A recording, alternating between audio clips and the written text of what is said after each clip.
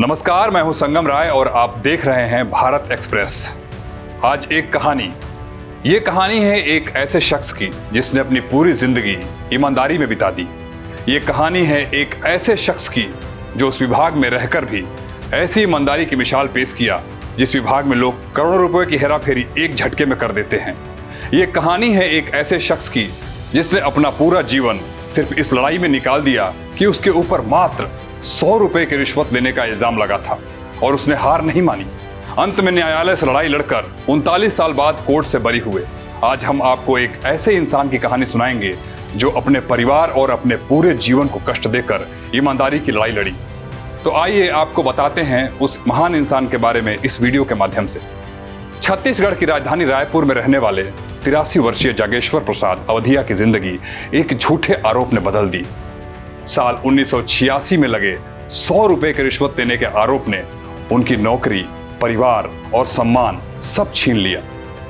अब 39 साल बाद हाई कोर्ट ने उन्हें पूरी तरह बरी कर दिया है, लेकिन न्याय मिलने में हुई देरी ने उनके जीवन को अपूरणीय क्षति पहुंचाई है। अवधिया इस केस से बरी होने के बाद अब सरकार से अपनी बकाया पेंशन और आर्थिक सहायता की मांग कर रहे हैं ताकि अपने जीवन के बचे हुए दिन सुकून से गुजार सकें। ये घटना है साल 1986 की, जब जागेश्वर प्रसाद Madhya Pradesh state road transport corporation के रायपुर कार्यालय में बिल सहायक के पद पर कार्य करते थे। एक दिन इनके ही विभाग का एक कर्मचारी अशोक कुमार वर्मा ने अपना बकाया बिल पास कराने के लिए उन पर दबाव डाला। अवधिया ने नियमों का हवाला देकर इनकार कर दिया। अगले दिन उसी वर्मा ने 20 रुपए की रिश्वत देने की जागेश्वर को कोशिश की, लेकिन जागेश्वर ने नोट लौटा दिए। अब तारीख आती है 24 अक्टूबर 1986 की, जब उसी अशोक वर्मा ने फिर से 100 रुपए दिए, जिनमें दो 50 के नोट को जबरदस्ती अवधिया की जेब में ठूंस दिए। तभी विजिलेंस की टीम ने छापा मारा और उन्हें गिरफ्तार कर लिया।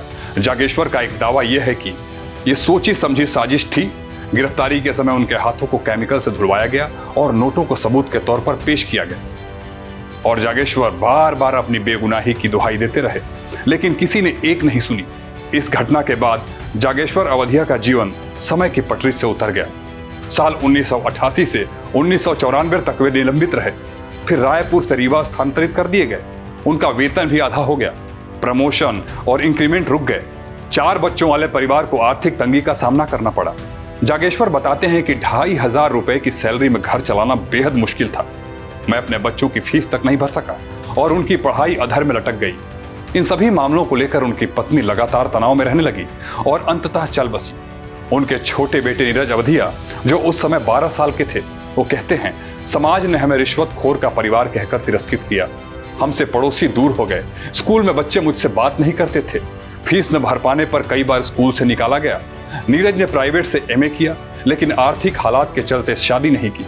आज 50 साल की उम्र में वे स्वास्थ्य समस्याओं से जूझ रहे हैं और परिवार सरकारी राशन पर निर्भर है।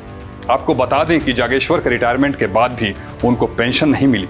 जीविका के लिए उन्होंने चौकीदारी की और छोटे मोटे काम भी किए। समाज की नजरों में उनकी छवि एक ईमानदार कर्मचारी से रिश्वतखोर की हो गई। यही नहीं, अभी तो जागेश्वर पर और भी दुखों का पहाड़ टूटने वाला था।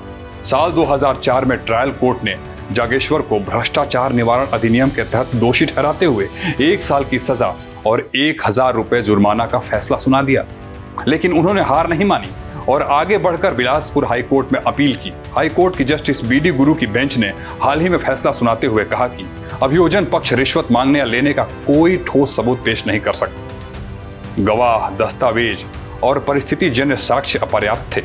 अदालत ने साल 1947 और 1988 के भ्रष्टाचार कानूनों के अंतर को रेखांकित करते हुए ट्रायल कोर्ट का फैसला पलट दिया और 39 साल बाद जागेश्वर को निर्दोष करार कर दिया गया।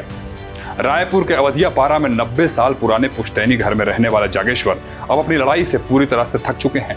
घर की अलमारी में दस्तावेजों की फाइलें उनकी लंबी लड़ाई की गवाह हैं। वे कहते हैं, मुझे न्याय मिला, लेकिन किस कीमत पर? मेरा परिवार बर्बाद हो गया।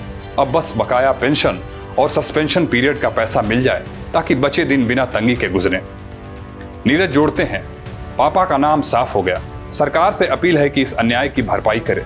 देखा जाए तो जागेश्वर अवधिया का यह मामला न्यायिक प्रक्रिया में देरी के दुष्परिणामों को उजागर करता है।